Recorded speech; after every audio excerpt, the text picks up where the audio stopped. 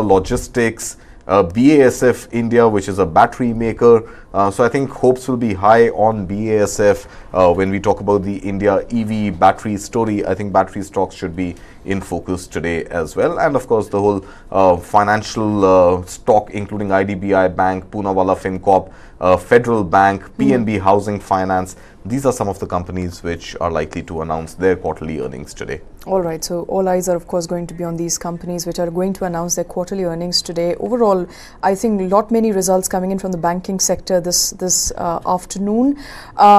Interesting to watch out for Shoppers Stop, as you mentioned. We'll have some comparison there as to how the retail sector is doing and perhaps give us some sense of the consumption story as well. So we will keep tracking those details for you as and when they emerge. But another important story that we're tracking is by the way of IPOs. We're given to understand, although the first half was somewhat dry, the second half of the fiscal year will have IPOs worth 50,000 crore rupees.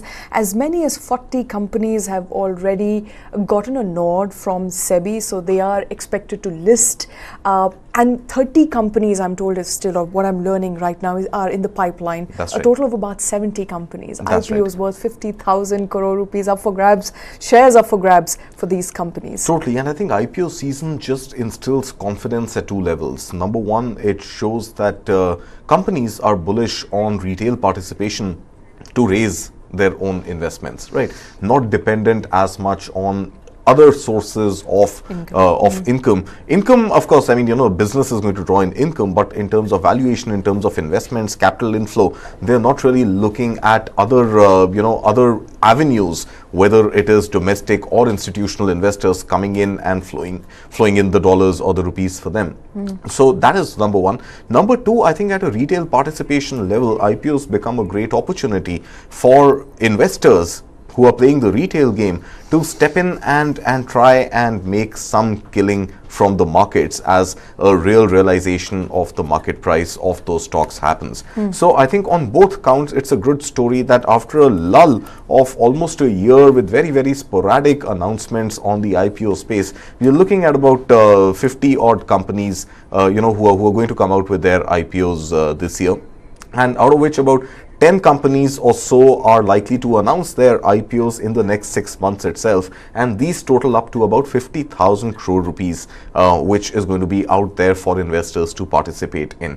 Now let's look at some of the companies and some of the big names which are likely to actually have their IPOs in the next 6 months. Of course, Ebix Cash is supposed to be the largest IPO in the next 6 months or so, looking at raising about 6,000 crore rupees from the markets. Followed by Tata Technologies at about 4,000 crore rupees.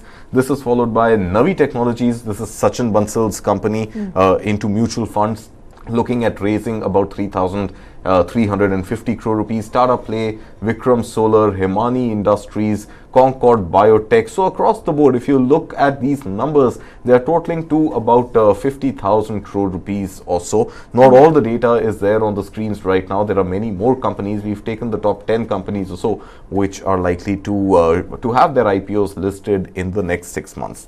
Overall, I think there is going to be some sort of a technology trend. Come to think of it, fintech to tech companies to solar companies to biotech. I'm assuming Concord is into pharmaceuticals. Pharmaceuticals. So a good mix. Good mix, and again, I think the flavor right now stems from the fact that fintech is going to be one of the flavors of the season. In addition to that, technology in itself, Tata Tech is going to list and Tata Play is going to list as well. These are two companies from the Tata stable which are going to release their IPOs in the next 6 months. And Tata Play is at an interesting juncture right now because we've seen the kind of decline in DTH driven consumption, and Tata Play happens to have its core business in distribution. And in addition to that, Tata Play Broadband being the telco that or the ISP distributor that Tata has become. So I think Tata Play is another interesting story to watch out for, given all the disruptions which are happening in the distribution side of content. And that game has largely been overtaken in a great measure by OTT platforms. And therein an opportunity for a company like Tata Play to get money from the market, I think is going to be a difficult one, because long-term prospects of the core business of Tata Play seem to be in question right now.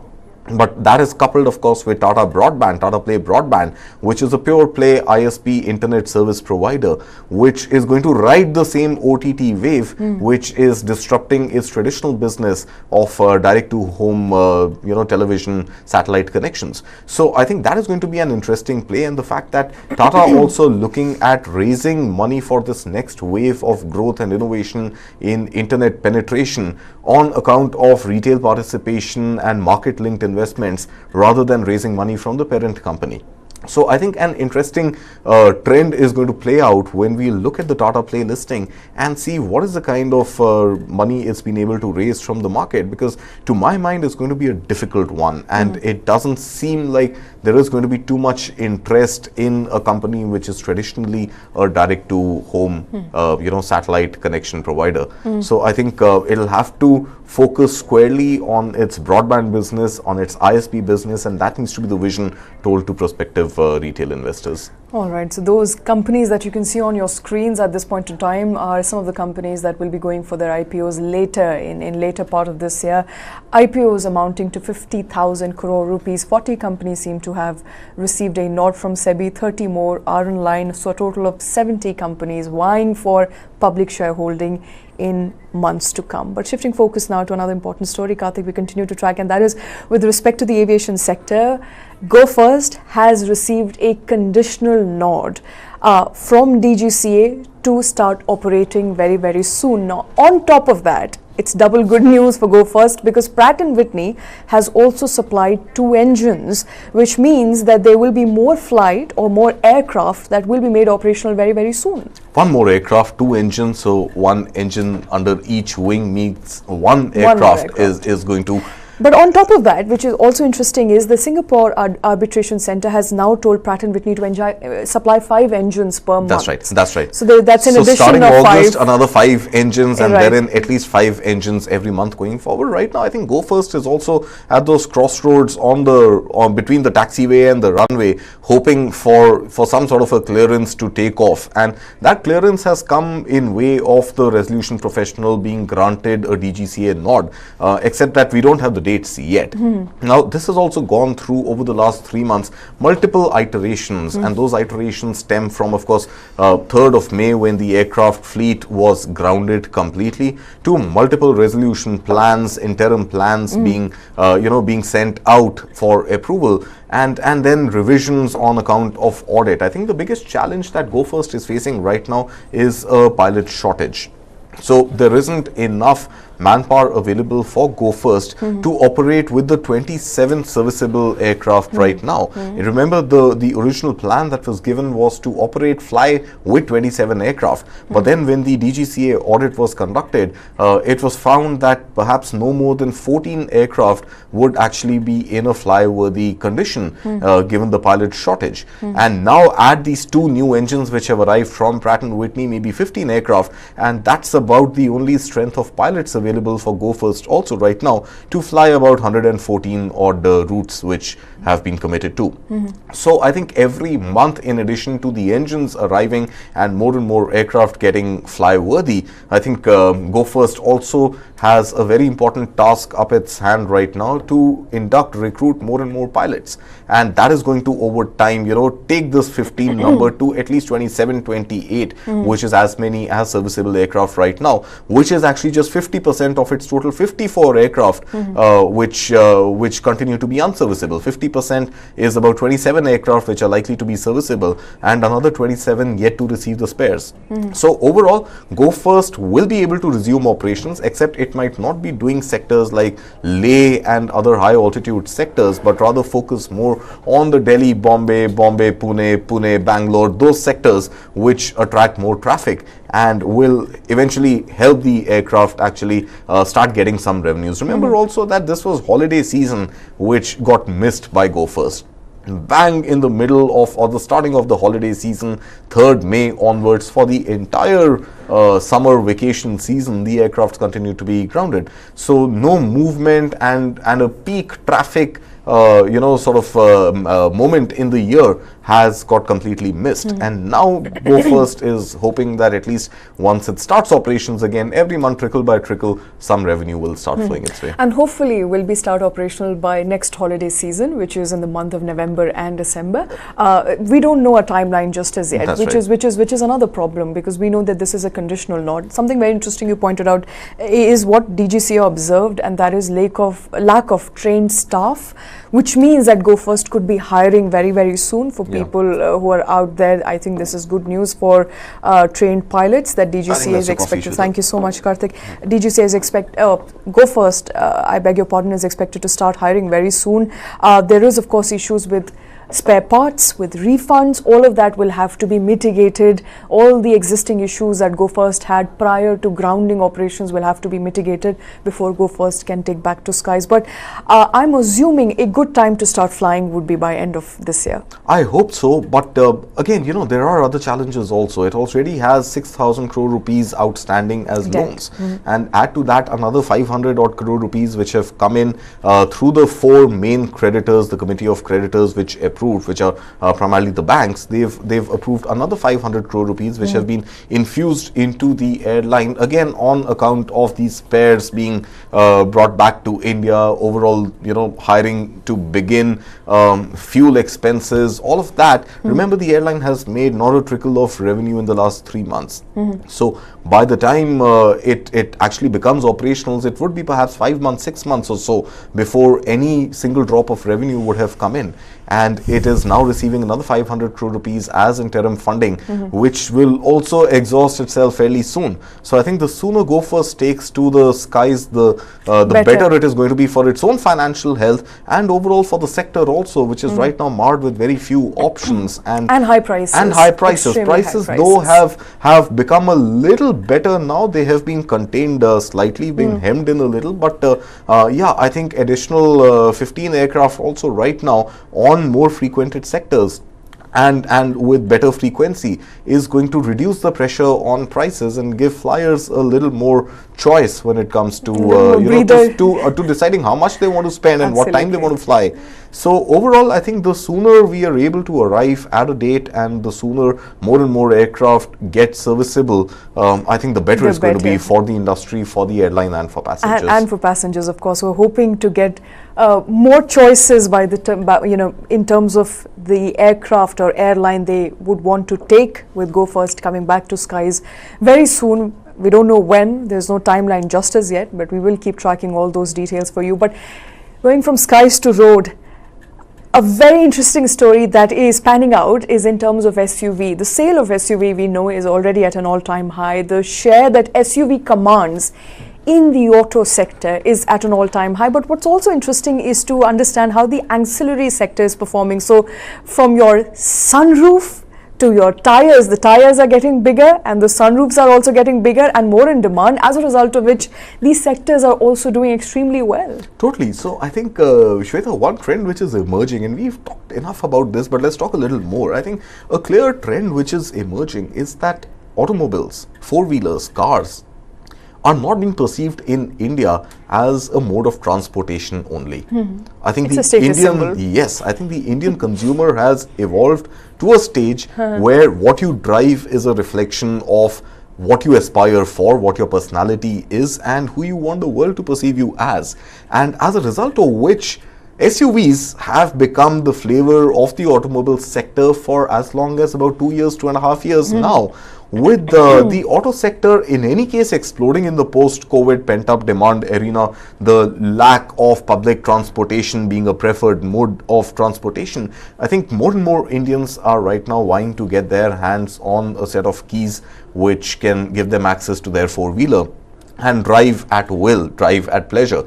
So overall, in this whole game, what has emerged is, and let's talk numbers, 2 million cars have been sold in the first 6 months of this calendar year. Between Jan to June this year, 2 million, 20 lakh new cars, a quarter. New cars have been sold. Yeah, so about 1 million cars a quarter. Lovely. And I'm only talking about new cars here. You have the data for second-hand cars also. But if you just look at the new cars to begin with, that's about 2 million vehicles, out of which 60% of the market, some estimates suggest 55%, some say 62%, but I'm saying on an average, if it's 60% happen to be SUVs and MUVs.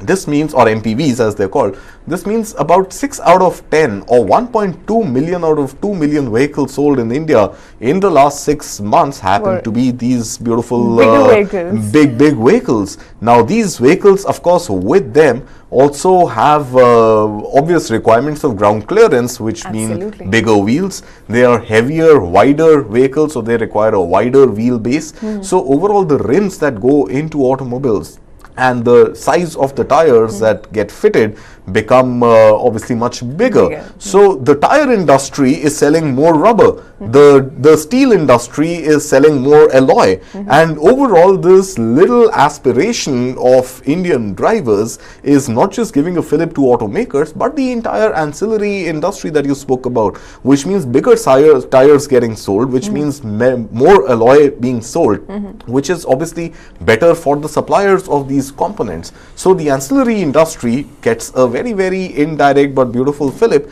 thanks to more Indians buying SUVs. And now you spoke about sunroofs. 1 out of every 4 cars sold in India has been a version with a sunroof. And sunroof cars, like SUVs, are not cheap to buy. So the delta between, let's say, the top model which has a sunroof and the next model below it which does not have a sunroof is at least £1.5 lakh rupees. So more and more Indians who are taking even an auto loan which is running in the high interest rate cycle right now don't mind topping up that loan by £1 lakh or so to get a sunroof. So we are not talking about utility. I personally never understand the utility of a sunroof. We come to think of it. Yeah, so I made the the decision, rightly or wrongly, to buy a car last year with a sunroof. But I've got a daughter who once in a while on an empty road, low speed, wants to pop her head out. But how often has that happened? I think it hasn't happened more than half a dozen times in the last 1 year. So the point being, India is not a country. So was it worth it? So there's, money can't buy you everything. There are some things that money can't buy.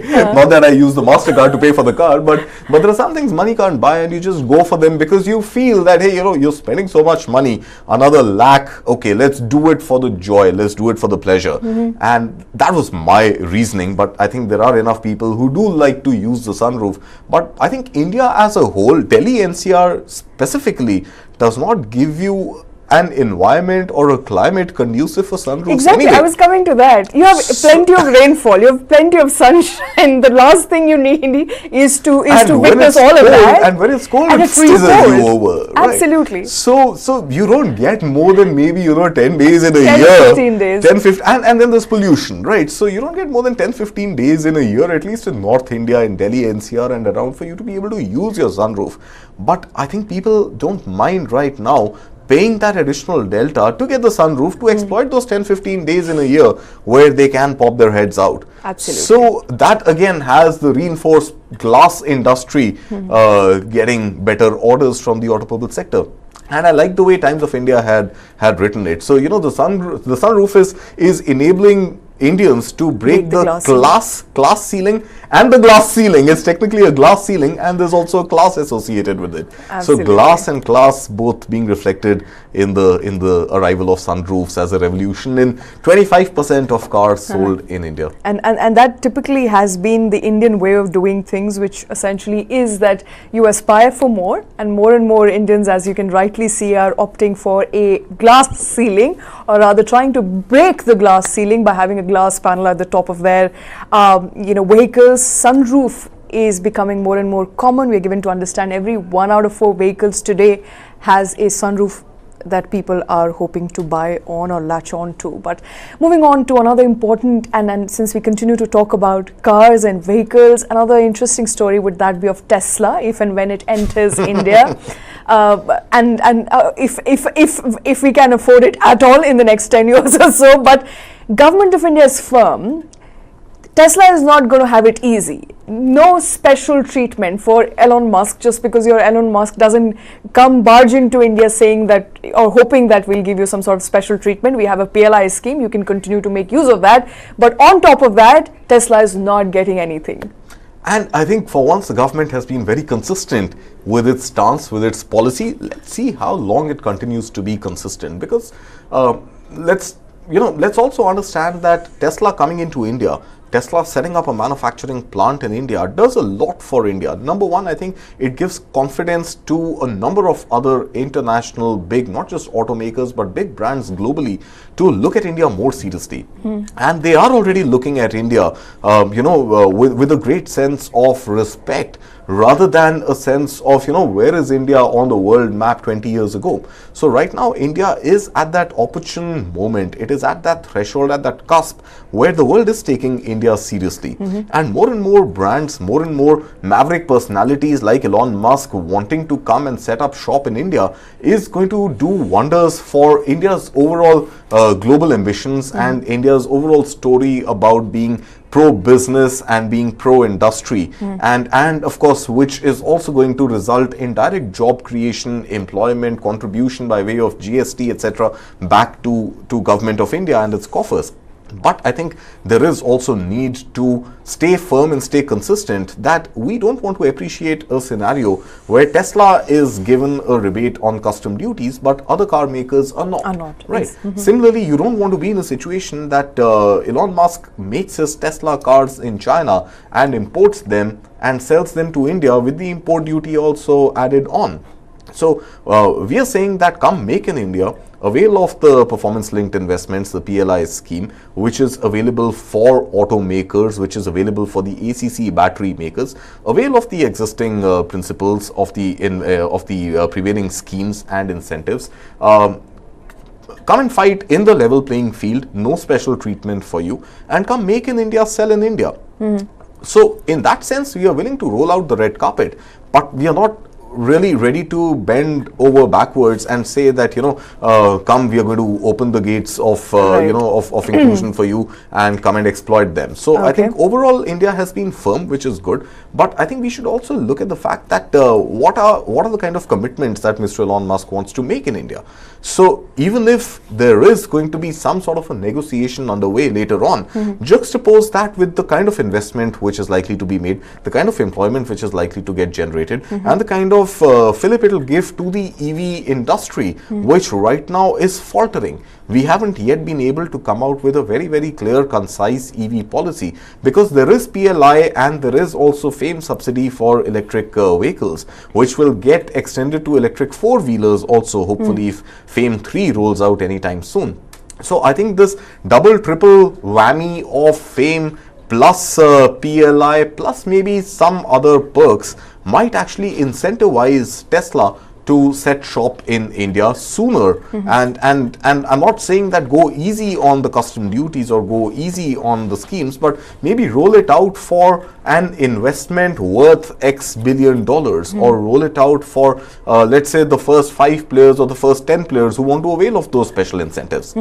So policy, while there is need for consistency, I think can be broad based for a sector which requires an immediate push, and I feel electric vehicles is one of those sectors right now which needs competition, which needs a creation of a large vendor base, and it needs a lot of technology to come into India and a lot of skill development, which is likely to happen if EV plants of global repute are to come and set up shop in India.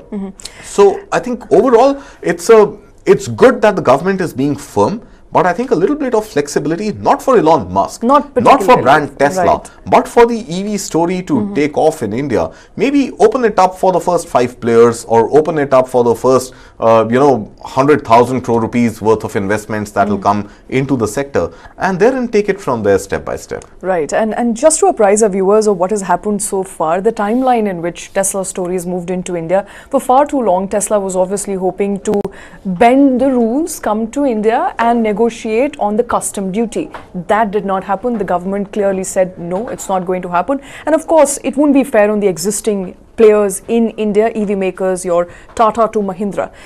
post which Elon said that there is no plan to enter India, but that turned around quickly when a delegation from Tesla came into India just about a month ago or so, spoke to the Minister for Road Transport Highways. Since then, there have been talks that Tesla will make an entry into India. We also, I think what came as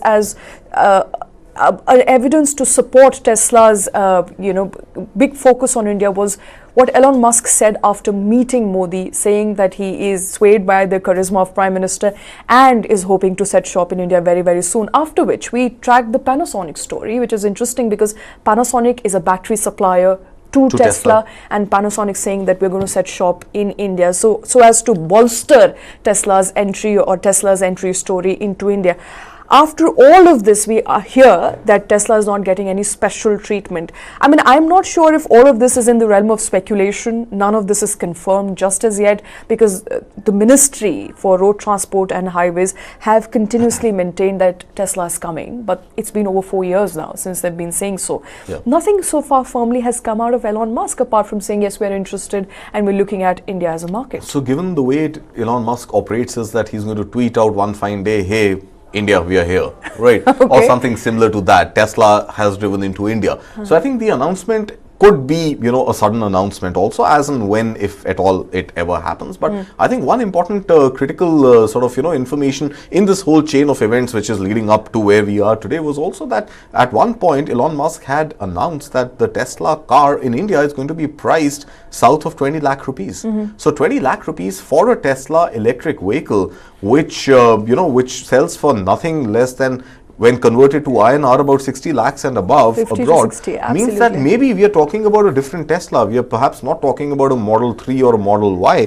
We are talking about some Indian sort of Tesla. An Indian hybrid Tesla, an Indianized Tesla, which could make it at 20 lakh rupees or so, thereabouts, which is going to completely disrupt the EV market. So I'm pretty sure that because so much is being reported on this Tesla story and aspirations are high for Tesla to come into India, I think there is some concrete discussion on some negotiations on a daily basis, and it's only a function of when and not as much of if when Tesla is going to make it to India. Now, of course, custom duties for a 20 lakh rupee car might be attractive enough. Maybe a new threshold gets implemented on custom duties. Right now, I think it stands at 100% of import duty when the value of the car imported is 60 lakh rupees and higher, and 60% if it is below 60 lakhs. Maybe there's a new threshold that's created for 30 lakh rupees worth of cars. So cars worth 30 lakhs may attract a lower custom duty, and that may encourage more imported Teslas to begin with, then some assembly line of Teslas in India, which is then going to be a knockdown or a semi-knockdown kind of, an arrival of parts assembled in India, which will not entail that much custom duty, and then slowly and steadily some manufacturing in India to begin. Now, it is difficult right now. It has to be phased in a phased out manner. I believe so, right. Because you can't expect Elon Musk or any other, global entrepreneur or global company to set shop in India in a sector which does not have the value chain, the supply chain already laid out. Absolutely. You can't just come and start making in India from tomorrow. Scratch is not possible. It'll entail a lot of specialized small medium enterprises to be developed, which are making very, very specific specifications of parts and components and steering wheels and and other components that go into each of those Tesla cars. So it'll have to be a phase by phase kind of an approach, and I think like many other industries, it's going to start with assembling in India and selling in India, and once that market matures, it'll start setting up its parallelly it'll start setting up the manufacturing base and the supplier base, and gradually over a period of a few years have at least 50-60% localization. All right. Of course, a big announcement is awaited from Elon Musk, and we keep saying this, only Elon knows what Elon thinks, but what he knows for sure with his other company, the other big company that he acquired, and since he's acquired the company, he can do what he pleases. He can do what he pleases with the company, and that is Twitter. The famous bird logo is going away, unfortunately. Twitter's X.com now, the parent company, and so the tweet, the bird, is also going to be slashed into X, is what we know so far.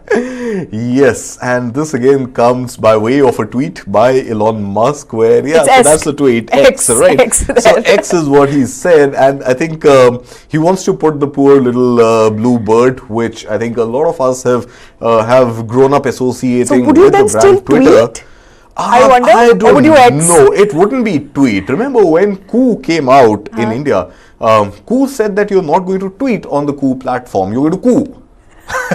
Right? So whatever, I don't think we're going to tweet on Twitter anymore, we're going to express. Something. Perhaps, oh, that's right. lovely. So I hope he's listening. I'm just being creative here. Okay. Not as creative as the man in the hat with a sword in his hand, slicing and dicing that poor blue bird away. But yeah, I think it's going to be so Twitter, the parent company, which has always been known as Twitter Inc., has now been called X.com. So the name of the company has changed. The management of the company, of course, changed in October last year when Elon Musk bought it over and laid off 50% of its workforce. Changed pretty much the entire fabric of the company, and has since then been doing these cute little innovations. I would say stunts, but innovation is a better. Sure. So innovations where, if you remember, in the month of April, if I'm not mistaken, Shweta, the bird was actually replaced by that Shibu in Dogecoin logo, right? So you had a little dog replacing the bird. And now Elon Musk is saying temporarily. Now Elon Musk is saying that the bird is going to be put to bed, and that is going to be replaced by an X sign. So X.com, not Twitter.com. X being the mascot, not the blue bird. And overall, I think it is just coming at a time when Twitter is also facing many other challenges, including last Tuesday when a $500 million lawsuit was slapped on Twitter for not paying the severance pay of the 50% of the staff that was laid off between October to March. So there's a lot of work at play right now at Twitter. Remember, Twitter also has a new CEO right now. It's not Elon Musk who is acting in the capacity of owner and CEO.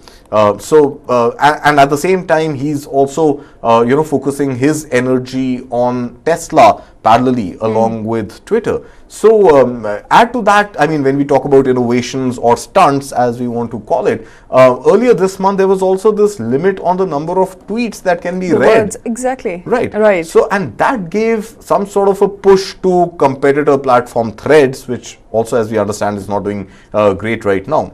But what is going on inside that mind of Elon Musk is something that perhaps he would be the only person who knows, and I add perhaps here because I'm not sure if he's also very sure of what is going on in his mind and where he wants to take the company.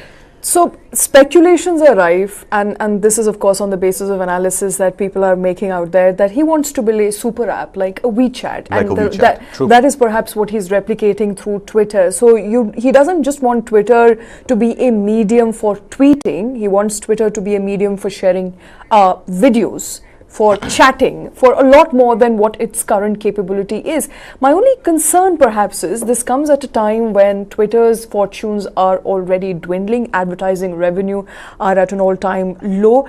He hired a new CEO, as you mentioned, Linda Yaccarino. That's right. And I'm not sure if she's actually been put to use because he seems to be still taking charge and making all the decisions. That's right. So I think you can't really take away his intuitive and intrusive nature. I think he hopefully knows what he's up to, and he doesn't like to consult or tom too much about it. He will just tweet out and announce his decision. Now, I think what is also interesting is that Twitter standalone or social media standalone, has always found it difficult to make money. And he's tweeted himself over the weekend, if I remember right, Shweta, that who knows the internet really. And I think it alludes to the fact that even he himself, Elon Musk himself, is not sure about what is the power of the internet that can be unleashed to make money, to make revenue. And Twitter standalone has not been able to make too much revenue of advertising, unlike Facebook, unlike Instagram, unlike YouTube, which make a lot of money just by way of advertising. So I think one of the stunts or innovations was to pay for the blue tick.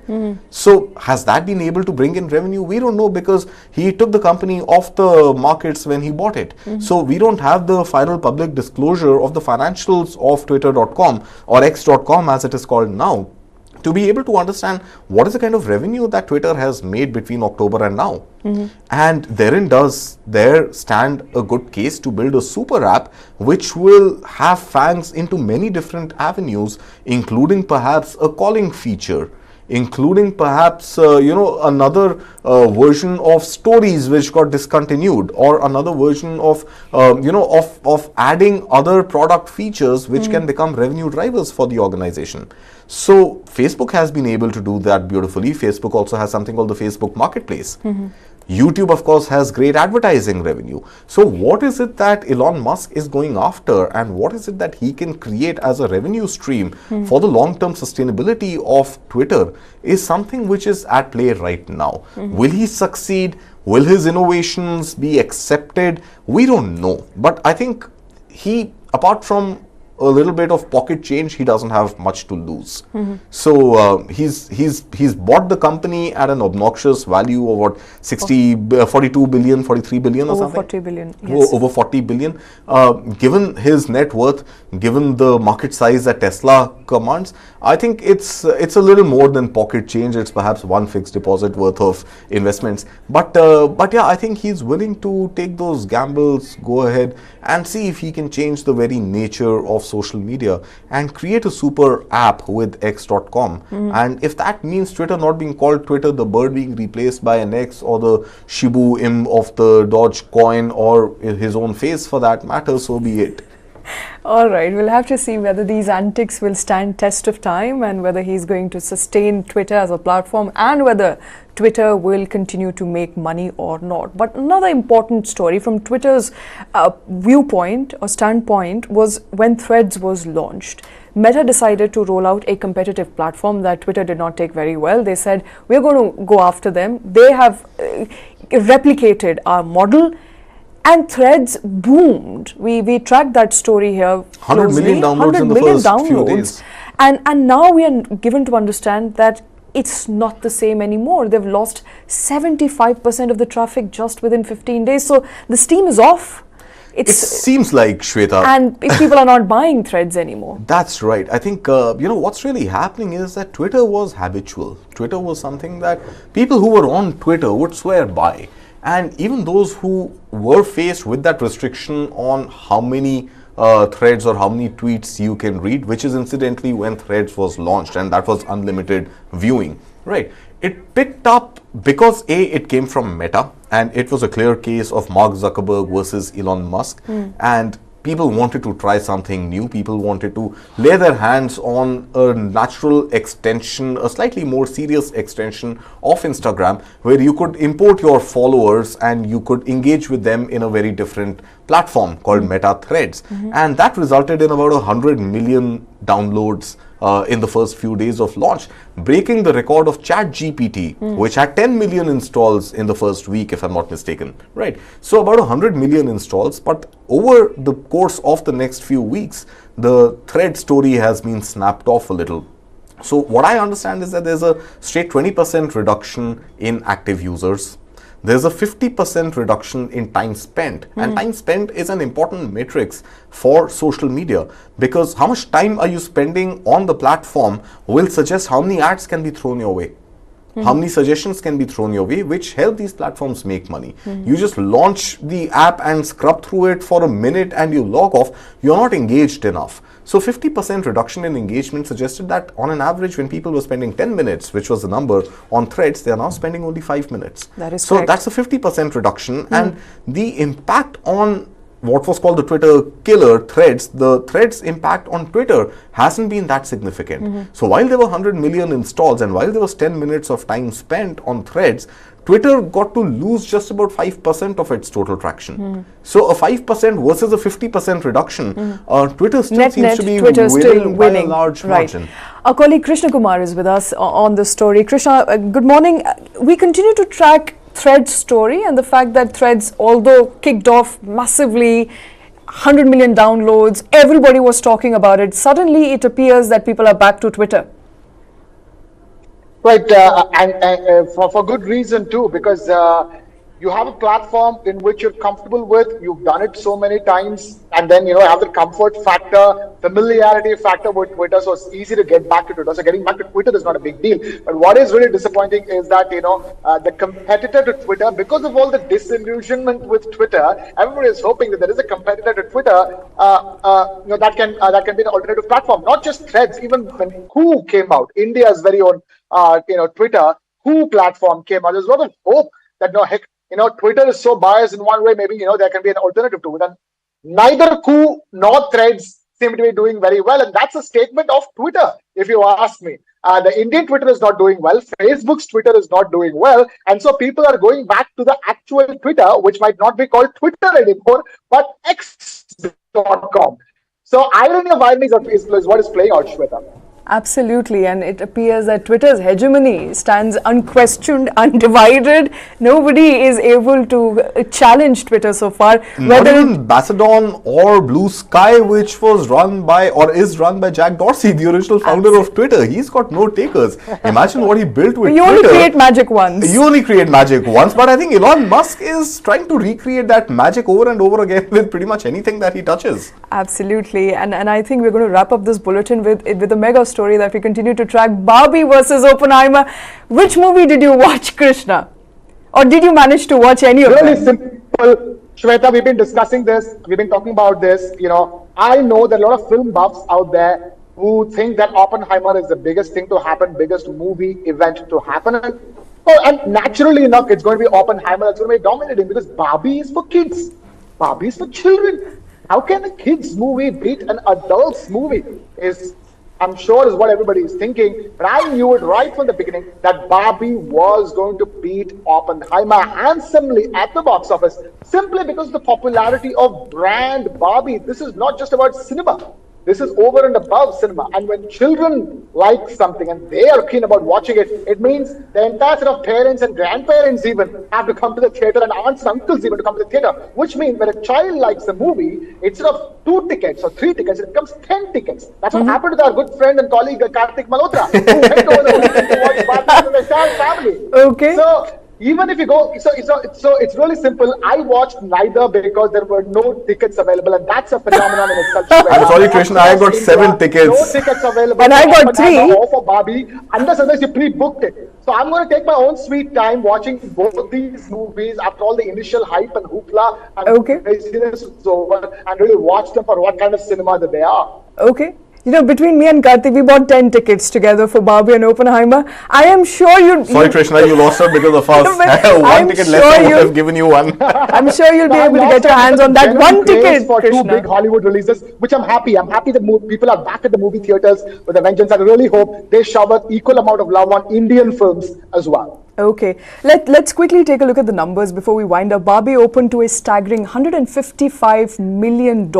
Oppenheimer got about $80.5 million. So Oppenheimer, half of what Barbie was able to shore up in terms of ticket prices, revenues all across the country. It's more a win personally to me because it's a female director.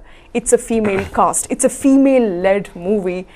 Greta Gerwig, your lovely cast of Barbie. I'm not sure who's winning and why. We clearly know Barbie's winning the game, but all in all, I think it's also a win for female-led movies, not just as lead actors, but also as lead directors. And I think stories that must be told to children. I think girls who have grown up playing with Barbie, or young girls who continue to play Barbie, I think when they walk into the cinema and once they are through watching the movie, I think it does teach them a thing or two about equality. It does teach them a thing or two about their own place in the world that they should rightfully claim. And I think in addition to that, all the beautiful pink sets. Breaking stereotypes. And breaking stereotypes, of course. Absolutely. I'm saying apart from the social messaging, I think just the pure visual delight of the movie, the pink sets, the lovely ensemble of cast and crew, and the lovely makeup, get-up, locations, all of that, and the very little known story of how the Barbie doll originated. Who founded the Barbie doll? The name Barbie, based on which character in real life. I think some of those little trivia come out quite beautifully in the movie. So it's a must watch, but I think so is Oppenheimer, which I will try and get my hands on soon. And Oppenheimer, no less a delight, but in this game of Barbieheimer, it appears that Barbie has taken it a notch up. We will, of course, keep tracking all these details for you. Thanks very much for watching.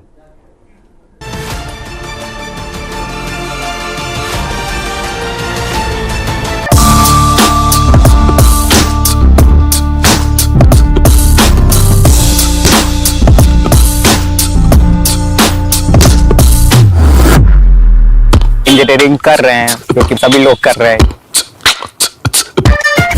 Coaching is now starting from grade 3, 4, 5, 6. Kota जाने वाली बीच राह में आधे test देके हैं selection की चाह में ऑल इंडिया का बच्चा कोटा जाता है This rat race is for rats, not for humans. So why should we even be a part of it? The Rat Race. This and more streaming on world's first news OTT, News 9 Plus. Download now.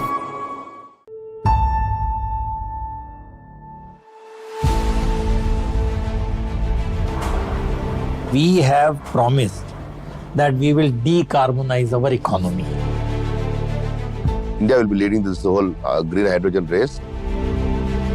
I still believe that Indian road transportation, commercial, which governs your entire consumer price, can be run cheaper on green hydrogen versus fossil fuel as on date.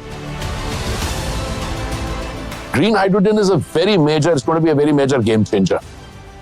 And in India, the kind of concerted effort that is being made to promote green hydrogen, you will see results very soon.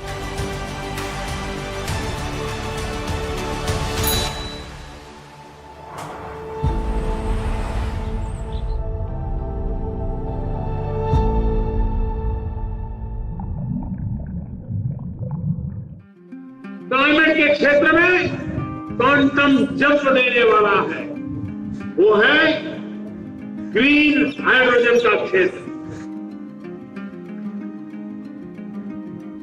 National hydrogen mission की घोषणा कर रहा हूं। Hydrogen is a very energy dense fuel. It is also very light. It is a very green fuel for the simple reason the end product is water. It can be a game changer as India and the world try to mitigate the effects of climate change and global warming. There are many shades and flavors of hydrogen. If hydrogen is produced using renewable energy, then it is called green hydrogen. Green hydrogen will help cut transportation costs, fuel and consumer goods prices. One of the first things that you can affect with green hydrogen in India is your commercial transportation. I am of the opinion, and given the global disruptions of supply chains, etc., I still believe that Indian road transportation, commercial, which governs your entire consumer price, can be run cheaper on green hydrogen versus fossil fuel as on date. Even you could say even aviation is another area, and international marine transport is another area. Green hydrogen will also help cut fuel costs for your car. That is an advancement in the vehicle technology, fuel cell based electric propulsion. Indian Oil is also working on this aspect of the hydrogen economy, closely with automobile sector. First steps of a hydrogen economy for India have been set. There is a policy in place, but it's still going to take some time for the vehicles and the whole ecosystem around hydrogen to be developed. If all goes well, in the coming decade, we may see more hydrogen-powered vehicles on the road. For overall pan-India scaling up, cost of green hydrogen will need to decrease. And we will also need sufficient number of charging stations. Today, the cost of hydrogen is much higher. It's maybe green hydrogen is $6-7 per kilogram of hydrogen. But many people assume Reliance, for example, as a target of bringing down the cost to less than $1 per kilogram in 10 years, in a decade. But there are still some other sectors which we call hard to abate sectors, where reducing emissions from these sectors is very difficult. And these are, for example, steel. Steel uses up among 50-60 million tons of coking coal, out of which large part is imported by India. And it is possible to replace this coking coal through hydrogen by slightly changing the technology. What you have to see is that these are new technologies like electric vehicle. But as you know that it is growing very fast, and now the charging stations are available almost like 3 times what it was available 1 year back or 2 years back. But look at the complete life cycle thing. So once you analyze that, then you will realize that the initial cost is really not that high, but something which is completely ignored, and I thought we should point out, is the health cost of the pollution. There's a great opportunity in India, given that we have an Himalayan terrain with lots of hydros, and again Deccan Plateau, which can help us to do in a large-scale wind, and Southern Peninsula with wind and solars. Integrating with them, we have one grid, one nation, which enables us towards producing renewables across the country. And it enables us to have an lowest cost round-the-clock renewables available to India, which will enable us to quickly decarbonize our industries and help us to produce a lot more hydrogen. We have promised that we will decarbonize our economy. And we have promised that we will eliminate the fossil fuel import by 2047, and we will achieve net zero by 2070. Now, all this cannot be done without green hydrogen. I think what the Niti Aayog's paper, for example, says that by 2050, some 95% of the hydrogen would be green hydrogen. And we can have a significant increase in hydrogen consumption by that time. And if you want to have the 2070 as your net zero target, then obviously you need to worry about getting this as soon as possible off the ground.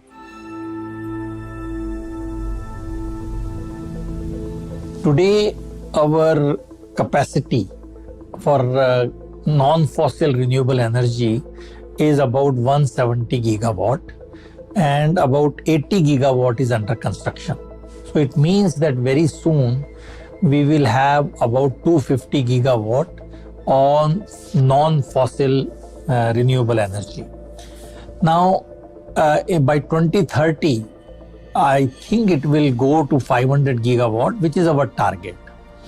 Now, for green hydrogen, as you know, we need non-fossil renewable energy, and 1 metric ton of green hydrogen requires about 20 gigawatt of renewable energy. So that's the requirement. Our Honorable Prime Minister has promised that it will be like 5 million metric ton of green hydrogen by 2030. So if you look at the green hydrogen usage, be it in mobility using fuel cell, be it in green steel, be it in green methanol, be it in fertilizers where you can put green ammonia, which will be used to make green urea. I mean, I hope you know that India imports 30% of our urea consumption. According to Niti Aayog, India is also looking at exporting green hydrogen. Green hydrogen in the Indian context, I would say, is a boon. If globally India is being looked at as a future fuel exporter, that is being hedged upon the development of green hydrogen and green fuel. In the hydrogen economy, we are working on all the 4 important levers of hydrogen economy, starting from production pathways to storage, to transportation, and finally the application. The Greenco Group is one of several private players backing green hydrogen. We are hoping to implement green hydrogen derivatives like ammonia and so on forth. We are setting up our first ammonia plant in Himachal, which will be commissioning by late 2023 or early 24. And second plant, we are trying to build at East Coast and at a place called Kakinada, with a capacity of over 1 million tons per annum, which will be commissionable by 24-25. Getting hydrogen, clean hydrogen is not easy. Transporting green hydrogen is not easy. Using green hydrogen is not easy. Everything green looks nice, but always getting that is tough.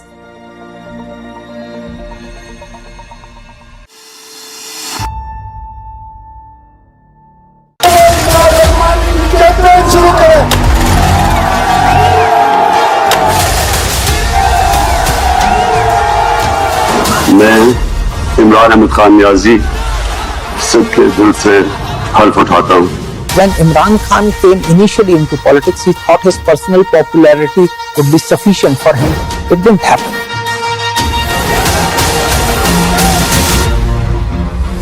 The retired military generals are openly saying that Imran Khan is a better choice. Imran Khan may have bitten a bit too much, more than what he can chew. Implosion. This and more, streaming on world's first news OTT, News 9 Plus. Download now. China won't let us rest easy on our borders, but they will keep flooding our markets. What does Xi Jinping really want? I think he wants the Indian market, no doubt about it. It's really a matter of showing their dominance. India's great Chinese conundrum. Nobody can contain it. Not the United States, not China, not anybody else. Frenemies. Streaming now.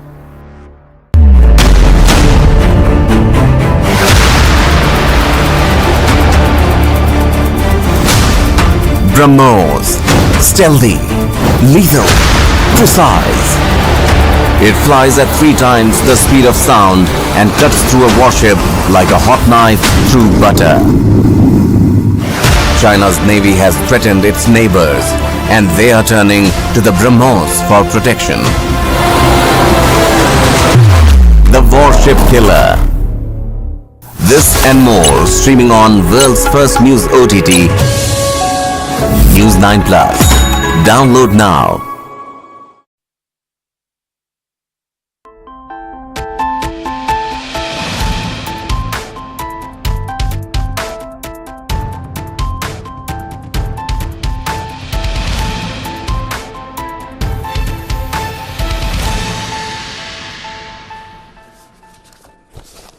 Welcome to News 9 Mediaverse, and I'm Kartikeya Sharma, and you're watching To The Point. In our special edition, in To The Point, is on Manipur. 13,000 people have been detained. 13,000. Hundreds of people are fleeing Mizoram. 1/3 of complaints of the total 0 FIRs are coming from Vibib. And Parliament stands to be disrupted today. A protest took place in front of the Gandhi statue. All these and more on News 9, To The Point. But before I introduce my guests and take you to particular stories and details which are emanating from Manipur, from disturbances to destruction of bunkers to the action of the security forces or what civil society activists are doing, let us listen into some bites, some vox pops. मेरा काम है अभी मणिपुर में शांति रखना, शांति वापस लाना। जो जैसे जैसे हाइनेस क्राइम को जो क्रिमिनल है, ये थोड़ा सा गुंडा लोग ने, ये हर एक सोसाइटी में गुंडा तो है ही है, मिसक्रेंट तो है ही है, वो लोग ने किया है, लेकिन वो लोग को हम स्पेयर नहीं करेंगे। किसी भी महिला के ऊपर हुआ अत्याचार, दुष्कर्म उतना ही कष्टदायक, पीड़ादायक है, चाहे वो किसी भी राज्य में हो। और महिलाओं के प्रति बढ़ता अपराध और ऐसी घटनाएं, ये राज्यों की जिम्मेदारी है उसको कम करना, और मैं तो कहूंगा पूरे समाज को, सरकार के साथ साथ समाज को भी उस दिशा में कदम उठाने चाहिए और इस पे एक अच्छी चर्चा हो, सदन में हो, सभी दल उसमें भाग लें और किसी को चर्चा से नहीं भागना चाहिए। मेरा विपक्ष एक बार फिर हाथ जोड़कर निवेदन है, कृपया करके चर्चा से ना भागिए। आइए, सभी राज्यों में जो इस तरह की समस्याएं, चाहे वो राजस्थान हो, बिहार हो, बंगाल हो, मणिपुर हो, कोई भी राज्य हो, आखिरकार ये महिलाएं, बेटियां हमारे ही देश की मां और बेटियां हैं। आप कैसे ऐसा कर सकते हैं? इसलिए मेरा सबसे निवेदन है कि सोमवार के दिन आइए, चर्चा में भाग लें और एक गंभीर चर्चा इन मुद्दों पर करें। See, what's happening in Manipur is very, very heart-wrenching. Our own people are going against each other. There is no calming word from this government. In fact, there is no effort to calm the nerves there. And it is very surprising for the Chief Minister and the Home Minister of India and to the Prime Minister to say that they knew only about the dastardly and ghastly acts only after a video surfaced in the social media. What is their intelligence network doing? What is the IB chief doing? Shouldn't some head roll? Some heads must roll. Why are they not sacking the IB chief for not reporting this to the government when it happened? 2 months after the event, you see a social media post and now the government is saying they're arresting people, they're taking action. This reflects very poorly on the government. It clearly says that they have no grip over the administration. The Manipur government has no business to stay even for one day. Immediately the government must be dismissed and President's rule must be imposed. And most importantly, the central government's agencies are completely caught napping. So at least some heads must roll, at least the IB chief must be sacked. Manipur की घटना 140 करोड़ हिंदुस्तानियों के लिए शर्म की बात है। सिर्फ प्रधानमंत्री और वहां के निकम्मे मुख्यमंत्री और अमित शाह जी को छोड़कर, क्योंकि कहीं ना कहीं बीजेपी और देश के प्रधानमंत्री इस घटना के लिए जिम्मेदार है। अगर 90 दिन तक देश का प्रधानमंत्री देश के एक हिस्से में हो रही हिंसा पर चुप रहेगा, वहां का भ्रमण नहीं करेंगे, वहां के लोगों से बात नहीं करेंगे, दुनिया की सैर में व्यस्त रहेंगे, तो ऐसी घटनाएं होंगी। 4 मई को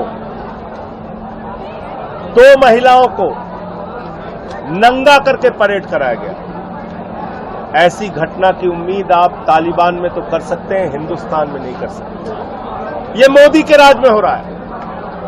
नंगा करके परेड कराया गया, उनके साथ रेप किया गया, छोटे छोटे बच्चों का वहां कत्ल हो रहा है, बुजुर्गों का कत्ल हो रहा है, महिलाओं का रेप हो रहा है। देश का एक हिस्सा, भारत माता का एक अंग, आज उसको अपाहिज करने की कोशिश की जा रही है, उसको दंगाग्रस्त और नफरत की आग में झोंकने की कोशिश की जा रही है। एक एक भारतीय को मणिपुर हिंसा के खिलाफ खड़ा होना पड़ेगा। मणिपुर 2.5 महीने से ऊपर हो गया हिंसा से झुलस रहा है। औरतें वहां पर किस दर्दनाक हादसों से गुजर रही हैं, बच्चों का जीवन तबाह है, सरेआम गोलियां चल रही हैं। ये देश का एक हिस्सा है और हम सब खड़े होकर एक स्वर में कहते हैं, हमको मणिपुर को ये संदेश देना है कि वहां शांति के अलावा दूसरा कोई विकल्प नहीं है। और उसके लिए लोकसभा में सदन के नेता प्रधानमंत्री नरेंद्र मोदी आए, वक्तव्य दें, चर्चा हो और हम मणिपुर को एक संदेश दें। इसमें किसी को क्या आपत्ति है मैं नहीं समझ सकती हूँ। भारतीय जनता पार्टी ये जो गंदा काम कर रही है, भ्रमित करने का, फेक फैलाने की खबरें, वो बंद कर दे। असलियत यह है कि सदन में चर्चा से भाग रहे हैं, घबरा रहे हैं, छुप रहे हैं देश के प्रधानमंत्री। प्रधानमंत्री भी चुने हुए रिप्रेजेंटेटिव हैं, उनकी जिम्मेदारी बनती है। मैं आपको ध्यान दिलाऊं, जब गृह मंत्री ने ऑल पार्टी मीटिंग रखी थी तो गृह मंत्री के ऊपर कौन, देश के प्रधानमंत्री गृह मंत्री से सारी ऑल पार्टी मीटिंग ने गुड फेथ में कहा था कि आप कार्रवाई करिए मुख्यमंत्री पर, क्योंकि मणिपुर वासी कह रहे हैं कि अब हमारा विश्वास उन पे से टूट गया है, आप प्रेसिडेंट रूल लगाइए। हमने उनसे ये भी कहा कि आप ऑल पार्टी डेलीगेशन मणिपुर लेकर जाइए to build confidence building measures Manipur में। पर किसी तरीके का संज्ञान नहीं लिया गया। प्रधानमंत्री मोदी जी की चुप्पी तोड़ने के लिए भी हमने कहा था, कोई संज्ञान नहीं लिया गया। सारे विपक्षी दल थे, सबने पार्टिसिपेशन किया इस स्पिरिट में कि मणिपुर में पीस बहाल होना चाहिए, पर फिर भी वो कार्रवाई नहीं हुई। अब अगर गृह मंत्री भी नहीं कर सकते हैं तो उनके ऊपर प्रधानमंत्री देश की जनता को बताएं कि जो गृह मंत्री से ने कहा था काम करेंगे वो अब तक क्यों नहीं हो पा रहा है। और पर वो भाग रहे हैं क्योंकि वो जानते हैं कि उन लोगों ने पूरा काम ये किया था इंटरनेट बैन लगाकर कि वहां की सच्चाई देश की जनता के सामने लाएं। एक वीडियो ने पूरे देश की आत्मा को झकझोर दिया है, इसीलिए अब वो भाग रहे हैं आनंद फानन में कि हम किसी भी तरीके से जवाब न देना पड़ जाए, पर हम चाहेंगे कि प्रधानमंत्री जवाब दें। मणिपुर पिछले 3 महीनों से जल रहा है। मणिपुर से जिस तरीके के सेक्सुअल असॉल्ट के केसेस सामने आ रहे हैं वो बहुत ही ज्यादा डराने वाले हैं। ऐसे में मैंने मणिपुर सरकार को पत्र लिखकर ये रिक्वेस्ट की थी कि मैं मणिपुर आना चाहती हूँ और वहाँ पर जो सेक्सुअल असॉल्ट की सर्वाइवर्स हैं उनसे मिलना चाहती हूँ और उनकी मदद करना चाहती हूँ। तो पहले तो मणिपुर सरकार ने मुझे बोला कि आ जाइए, फिर सडनली उनका मेरे पास एक पत्र आया जिसमें उन्होंने मुझे कहा है कि मुझे अपनी विजिट पोस्टपोन करने का उन्होंने सुझाव दिया है क्योंकि वहाँ पे लॉ एंड ऑर्डर प्रॉब्लम है। तो मणिपुर में लॉ एंड ऑर्डर प्रॉब्लम है, इसीलिए तो मैं मणिपुर जाना चाहती हूँ और वहाँ जितनी सेक्सुअल असॉल्ट सर्वाइवर्स हैं उनसे मैं मिलकर उनकी मदद करना चाहती हूँ। मुख्यमंत्री जी मणिपुर के खुद कह रहे हैं कि ऐसे कई 100 केसेस हुए हैं, तो उन सेक्सुअल असॉल्ट सर्वाइवर्स तक सरकार पहुँच पाई है या नहीं, उन तक कोई रिलीफ पहुँचा है या नहीं, वो किस तरीके के डर में जी रही हैं, वो उन तक काउंसलिंग पहुँची है, लीगल एड पहुँची है, कॉम्पनसेशन पहुँची है, कोई धमकियां तो नहीं मिल रही। ये सारी चीजों का जायजा लेने और उनकी मदद करने मैं वहां जाना चाहती हूँ। तो मणिपुर सरकार का जो सुझाव है कि मैं अपने डिसीजन को रिकंसिडर करूं, उसके बारे में मैंने काफी सोचा और मैंने ये निर्णय लिया है कि मैं मणिपुर जा रही हूं। मैं मणिपुर मुख्यमंत्री को ये पत्र लिख के बता भी रही हूं और उनसे अपील कर रही हूं कि मुझे रोकने की कोशिश ना की जाए, मेरी मदद की जाए, ऑफिसर्स से बात की जाए और मेरी विजिट रिलीफ कैंप्स में और जहां पे भी ये लड़कियां हैं वहां तक करवाई जाए, जिससे कि हम उन तक पहुंचे और उनकी मदद कर सकें। साथ ही दिल्ली में काफी सारी मणिपुर की लड़कियां भागकर वहां से आई हैं क्योंकि उनके साथ वायलेंस हुई है। उनके साथ मेरी काफी लंबी मीटिंग हुई है, उनकी भी बातें हैं जो मैं मुख्यमंत्री जी से बात करना चाहती हूँ, इसीलिए मैंने उनसे समय भी मांगा है मिलने का। Manipur is tragedy for all of us. हर एक शख्स जो हिंदुस्तानी है उसके लिए ये कयामत का मामला है। ये हालत है, एक ही लोग किस तरह ये कर रहे हैं और ये नफरतें कैसे बढ़ाई जा रही हैं कुर्सी के लिए, मुझे अफसोस है। उस कुर्सी को लानत जिसमें हम इंसानों को बांटें जबकि वो एक है, वो सबका है। किस शक्ल से आप उसको देखना चाहते हैं वो आप तक है। आप उसको मंदिर में देखना चाहते हैं, आप उसको मस्जिद में देखना चाहते हैं, गुरुद्वारा वही है। और उसके बाद भी हम लोगों को बांटा जा रहा है। So in studio, I'm joined by my input editor Brijesh Pandey, and I'm also being joined by Hejeng Misao and Rohan Singh. A warm welcome to both of you. Welcome to Newsline Mediaverse, and in my show, To The Point. There are a number of things which we'll speak about. We'll speak about 13,000 detainees. Who are these detainees, which Indian Express reported? We're going to talk about the issue of Maiti Sling from Mizoram. We are going to talk about Kokumi's EU Parliament letter. Is it the right thing to do? Bunkers destroyed. And who is going to write the story of the sexual assault survivors if the Women Commission members can't visit that place? But first to Mr. Misao, I mean to say the Kokumi's letter, which they have written to the European Parliament, how correct is that? I mean to say, this is like when people say, it's like asking for people to meddle in India's affair. Why would you write that to any country? I mean, the letter should be written to Prime Minister, Home Minister, Chief Ministers of this country. Why should a letter go to European Union Parliament by them? Thank you, Kartiki, once again for the show. And that is the same surprise everyone is having when the issue is internal to the country. And everyone is amazed by the letter written by Kokomi to the European Union. So I believe this action is taken as part of a disparate action from the end of Kokomi, who I believe is one of the apex body of the Meitei society. And what I find is they wrote this letter as a firefighter because they thought with the speculation, the EU Parliament, when the issue of Manipur was taken up in the Parliament, they speculated that it must be all because the Kuki communities, as we belong to Christians community, they thought that we wrote to EU and the issue was taken up to the EU Parliament, which is I would say this that it has no base, it has no evidence. For us, we don't make any approach to any external force, external country apart from India. But I don't know. There are also lots of independent inquiry taking place when the whole incidents of burning down of houses, churches, and properties were taken place, because now the world is such a small world. What is happening in one corner of the world can, in a second, can reach to the entire world. That's why when the churches, the video of churches being burned down, and then the Directorate flags, which is the flags of the Manipur Meitei people, when the Directorate flags are hoisted in the church, when the church was burned down and then the Directorate flags were hoisted in the churches, I think it reached to the entire world, becoming one of the talking point. Why they are burning down churches and why they are putting up these flags, which is not even Indian flag, is the questions everyone minds is being struck by all those actions.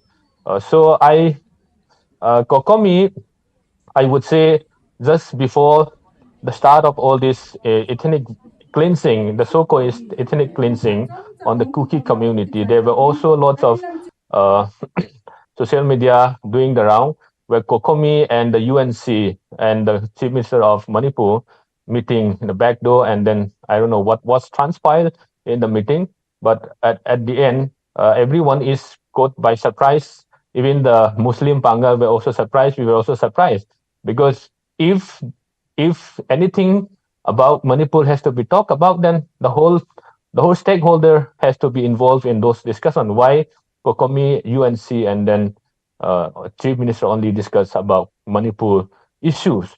So that was something which everybody surprised, but we don't exactly know what was the point of discussion.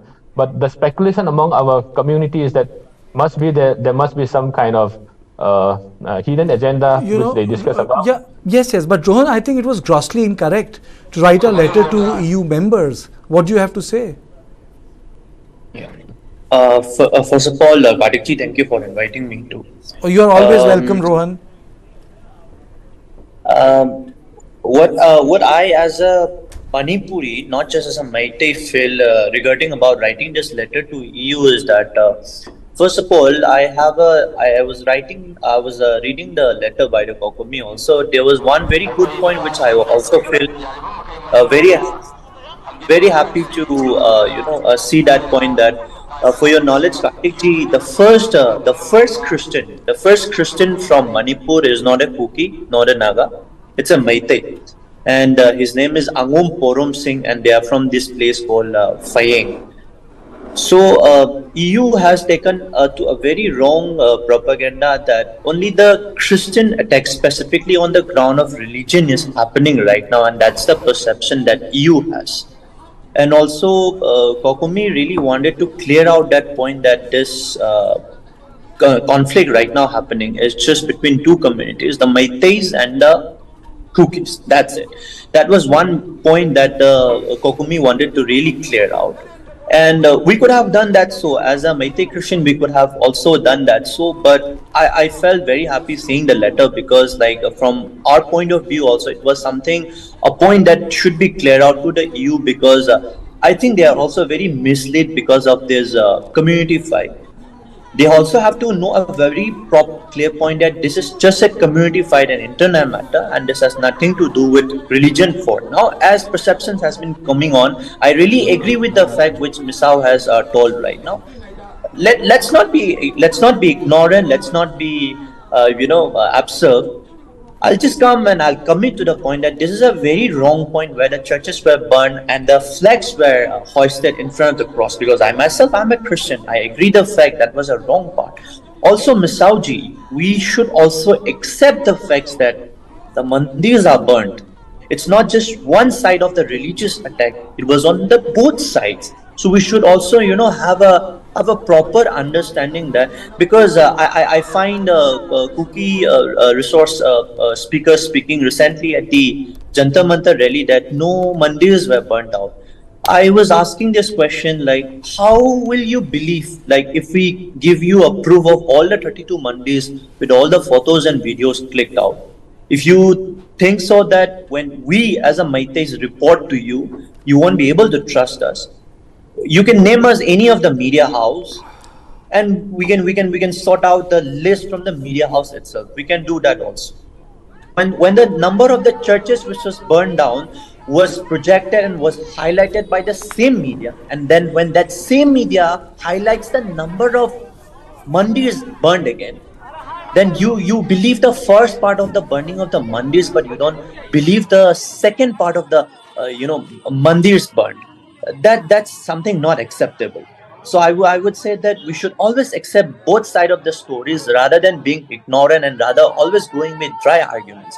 Yes, I've told you again and again, I accept the fact churches are burned. I'm a Christian too, and my old church was also being burned down in Thamna Pokpi. The viral video which was escalated in most of the social media platform, where one brother was speaking that, yes, I'm a Maitai Christian and this is our church which the Maitais are going, and this was burned down by the Maitai mobs. Yes, I agree that fact, because that was my old church.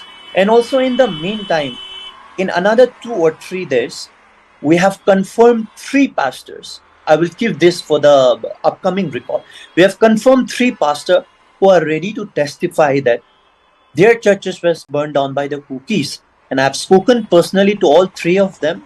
Might be 4, and it might be increasing also. We are just hunting out the number of churches, because we as a Maitai Christians are also really disturbed that at the end of the day, we have been a really scapegoat from both the sides.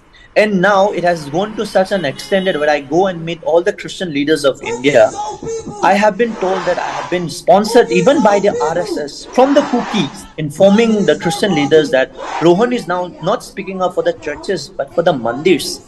But I really told them that, sir, I'm just reporting both the side of the story. When you believe that churches are also burned, you also have to believe that the mandirs are also burned. You have to always hear both sides of the stories. And for your information, let me just go get all the records in form of videos, in form of photos, in form of the testimony, so that it is not just spoken by myself, but it's also from the person itself who have really encountered the thing.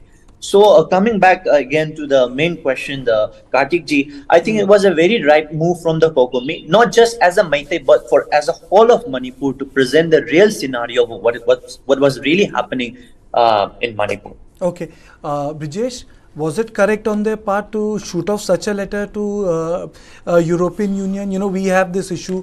Why are foreign bodies trying to internationalize an internal matter? You know, we take a similar position when it comes to Kashmir. We had a similar position when it came to left-wing extremism in central part of India. We had similar position on many of the insurgencies. We have similar position on Punjab. Why should Manipur be any different? Basically, Kartikeya, see, the first step has been done by when the European Union discussed the issue of Manipur, and there were certain, narratives which was opposed by everybody. You know, we did this program here, and we completely oppose that. You know, European Union has no locus standi to give us lecture on any kind of thing, and more so the issue related to Manipur. But if I go by the letter which has been written by Kokomi, basically, there's a feeling, because I also spoke to a couple of other people. You know, there's a feeling within the Maitai community that their side or their version of event has gone completely unrepresented, and the way the entire conflict has been been presented to European Union is more on religious line rather than the ethnic line on which the conflict is happening, and that is the reason why this letter has been written by COCOMI to European Union. Basically, it is a clarification of the kind of certain issues, certain mindsets which was prevalent in the discussion, which was also prevalent during the entire narration, the talk between the European Union Parliament and all. So basically, the intent of the letter, of what I was given to understand, is to do a course correction, is to put a correct picture in front of the European Union Parliament. More so, Hijang, I would, since you are in touch with a lot of people, Yusumoto, I know you wanted to come in on what Rohan wanted to say. I also want to know, how can you detain 13,000 people? A couple of newspapers in New Delhi have reported. Then 13,000 people are in detention. I mean to say, you have schools which have turned into refugee camps. Where are you keeping these 13,000 people? Hijang. First, first, I would also clarify on the EU Parliament discussion on Manipur issue. I think it would be wrong to say that EU is discussing only on religious perspective. EU was discussing more on the human right perspective. So human right was something which concerned the international community. Human rights violation was something which concerned the international community. So that's why just projecting the religious perspective from this angle is something I think that we have a myopic view on what EU was discussing. So when they are talking about religion, as Rohan was saying, like churches being burned down by cookies, I would once again reiterate that the cookies, since the time of our forefathers, even when we fought the British, we have this war ethics. This war ethics, we never touch the civilians, we never touch the children, girls, women, and old people. And when he is also like blaming the cookie burning down churches, I think one has to come up with the facts and figures, because there is no such instance of churches being burned down by the cookie community. Yeah, I would also agree there are few mandirs destroyed by some uncontrollable volunteers, that I would agree. That's something which is happening. And coming to that point, COCOMI reaching out to EU Parliament is something a shame to the country also, because rather than reaching out to the Indian government, why are they reaching out to the European community? Is something which they brought shame to the sovereignty of India. Plus, one has to remember what Manipur has been fighting for, a separate country, independent country, where they ban Hindi movie in the entire Manipur state, where lots of ambush and attacks are taking place, and where our precious life of Indian soldiers and officers were being killed by them. There are lots of instances. So that's why, apart from that, when they are bypassing the central government, Delhi, and reaching out to the European Union is nothing but a shame, bringing shame to the entire country, entire nation, of demeaning our sovereignty. So coming to that point of 13,000 detainees, I don't know what detainees are we talking about, but since I am from the ground, I've been always closely working with all those relief centers and visiting children, having sessions with children on socio-emotional learning, because what I believe is this violence should not bring a mindset of the children saying that Meiteis are bad people, Meiteis are these like horrible people. So we don't want that. That's why we are having sessions with children saying that some bad people, some miscreant might be doing all these things, might be burning down your houses, might be killing your relatives, but never blame the entire community. There are lots of good Meiteis who never support this kind of action. So that's, we have music session, we have some game session, we have some STEM, science, technology, and engineering, mathematics session with the children, where we are trying to also divert their mind of being traumatized by what they see, their houses being burned down, plus also trying to tell them that we must love every human equally. So these people, I will not say detainees, these people whose houses are burned down, they don't have any place to go rather than staying there in the relief camp. So I would not use detainees, but people who are taking shelters for survival, because the only thing they have is number one, the clothes they wore when they flee. The second is the life they have. Only these two they have. So that's... Hello? Yes, please go on. Yes. Yeah. Yes. I heard some background noise. That's why I was wondering. So that's why I won't say detainee. Detainee is something like when you force somebody to stay at that place. So it's not a detainee, but people who are taking shelter so that they can also spend